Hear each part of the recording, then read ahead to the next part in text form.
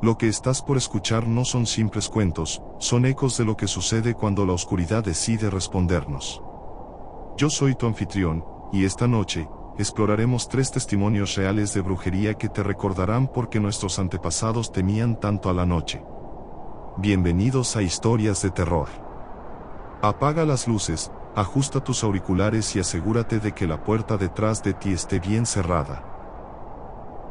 Siempre pensé que mi abuela era simplemente una mujer devota y algo supersticiosa. Vivía en una casa vieja en las afueras, un lugar donde el olor a ruda y azufre siempre flotaba en el aire. Cuando murió, me dejó la casa a mí.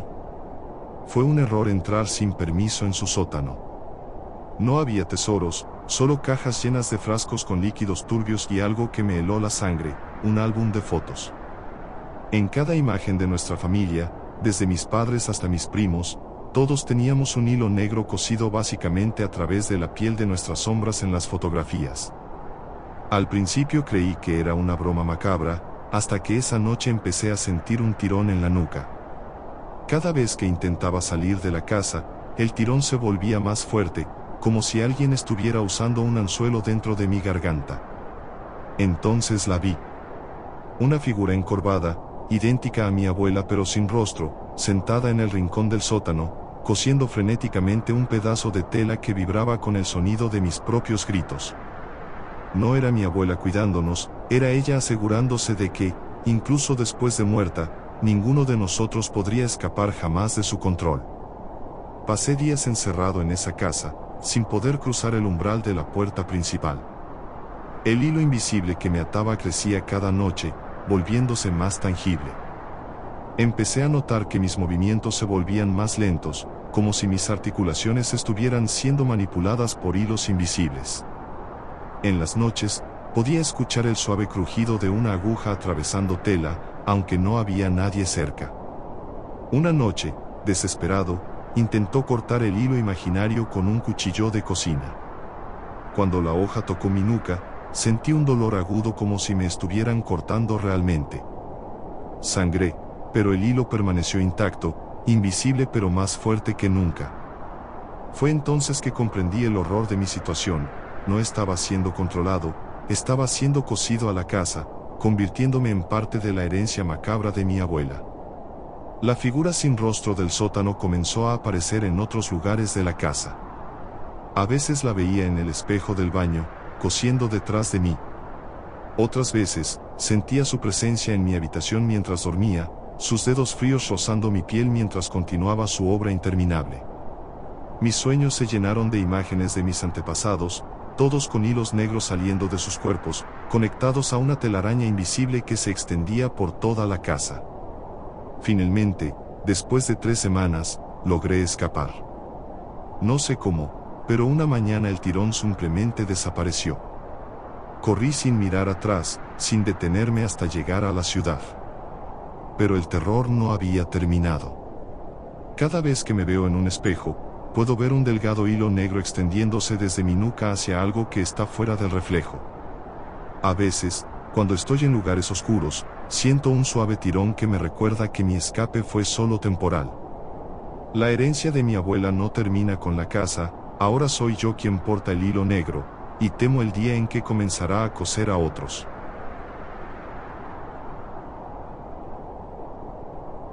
Trabajo en construcción y hace unos meses nos asignaron demoler una propiedad rural abandonada desde los años 40. Mientras excavábamos para los cimientos, la pala mecánica golpeaba algo sólido. No era una tubería, sino un baúl envuelto en cadenas oxidadas. Dentro, solo había un espejo de plata, pero estaba orientado hacia abajo, enterrado contra la tierra. Cometí el error de limpiarlo. Al reflejar mi rostro, no vi mis ojos, sino un bosque oscuro y denso. Esa noche, en mi departamento en la ciudad, el espejo de mi baño comenzó a mostrar ese mismo bosque. Pronto, empecé a notar que las huellas de pies llenos de barro aparecían en mi alfombra, saliendo directamente del baño, aunque yo estaba solo. Consulta con una mujer que sepa de estas cosas. Me dijo que lo que encontramos no era un objeto, sino una trampa de alma.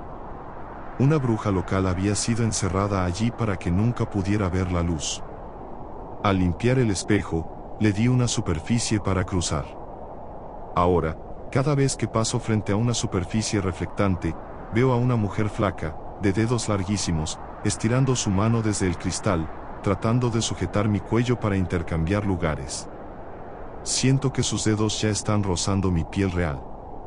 Los siguientes días se convirtieron en una pesadilla.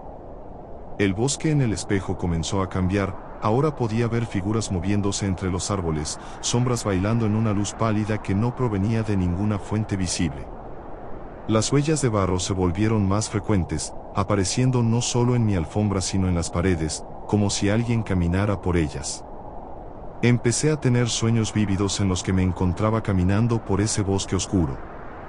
En cada sueño, una mujer con rasgos cadavéricos me guiaba más profundamente entre los árboles, sus dedos largos y pálidos sosteniendo mi mano con una fuerza imposible de resistir. Cada vez que despertaba, encontraba hojas secas y ramas pequeñas en mi cama, aunque mi ventana estaba cerrada. Una noche, me desperté sobresaltado por un sonido frío y metálico. Era el espejo del baño, que se había caído de la pared y ahora estaba en el suelo, intacto pero con una fina capa de escarcha cubriendo su superficie. Cuando me acerqué, vi mi reflejo, pero no era yo. Tenía los ojos hundidos y la piel pálida de la mujer de mis sueños, y sonreía mientras levantaba una mano para tocar el cristal desde adentro. La situación empeoró cuando comenzó a verla en otros reflejos, ventanas, charcas en la calle, el cromado de los coches. Cada vez, estaba más cerca de cruzar.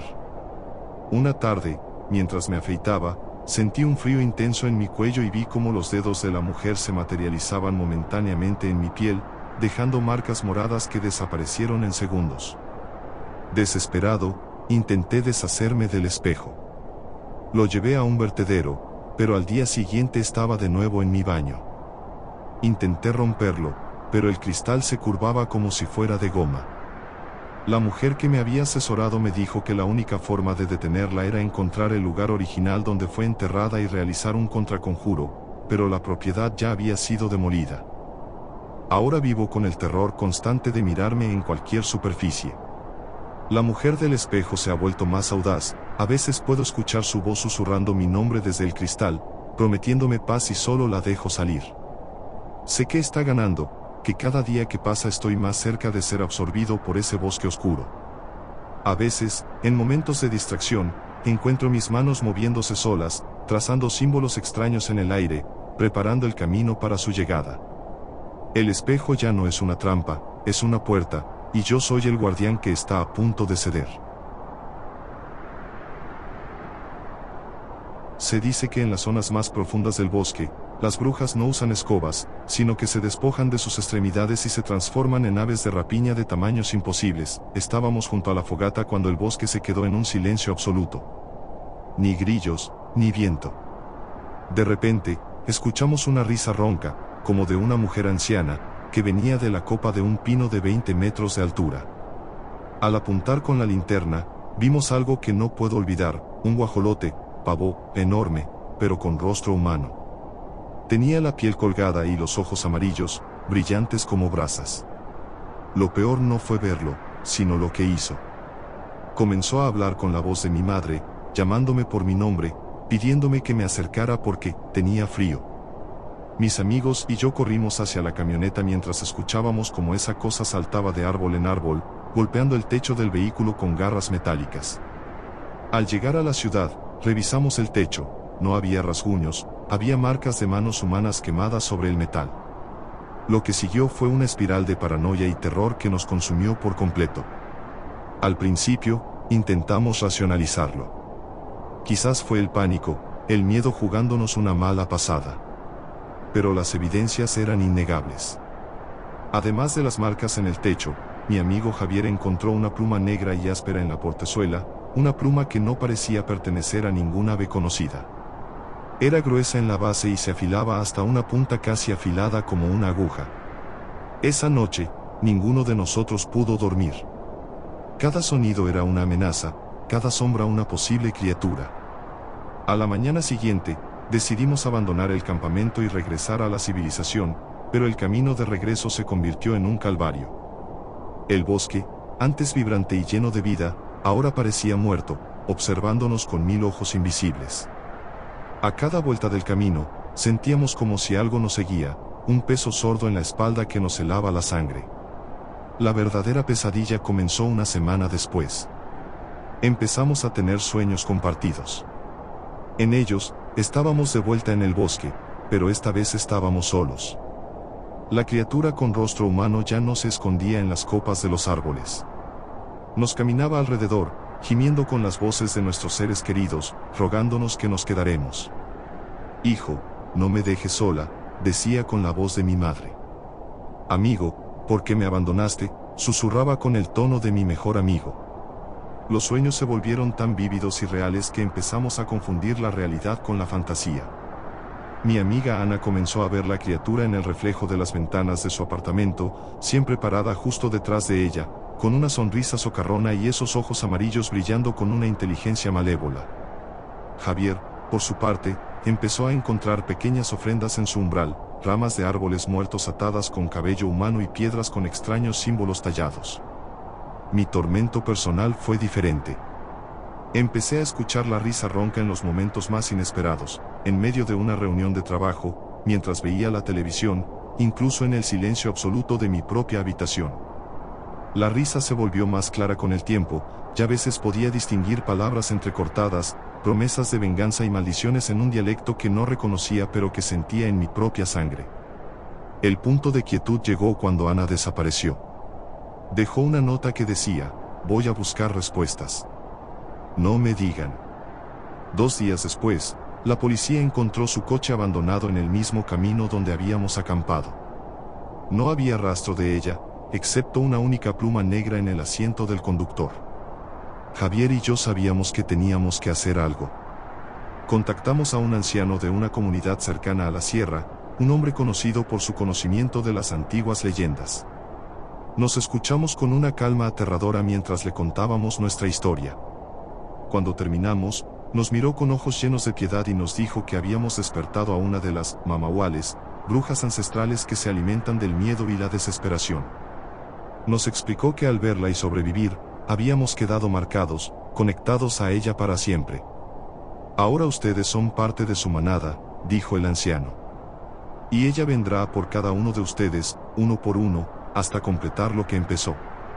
La semana pasada, Javier se suicidó. Se lanzó desde el balcón de su apartamento después de llamarme aterrorizado, diciéndome que la criatura estaba en su habitación, que le había mostrado visiones de un futuro sin él, un futuro donde estaba completamente solo.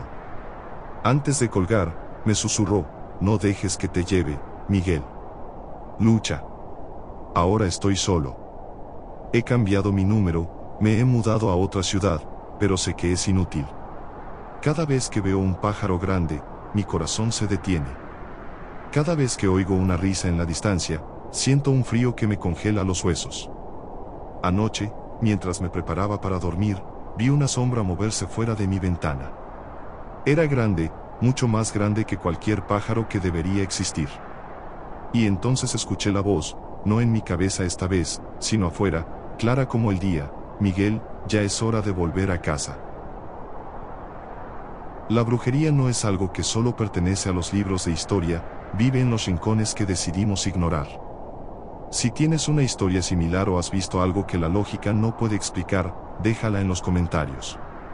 No olvides darle a like, si quieres más relatos como estos, y suscríbete para que no te pierdas nuestra próxima cita con el miedo. Soy Historias de Terror, y recuerda, si escuchas que alguien te llama por tu nombre en la oscuridad, no respondes. Buenas noches.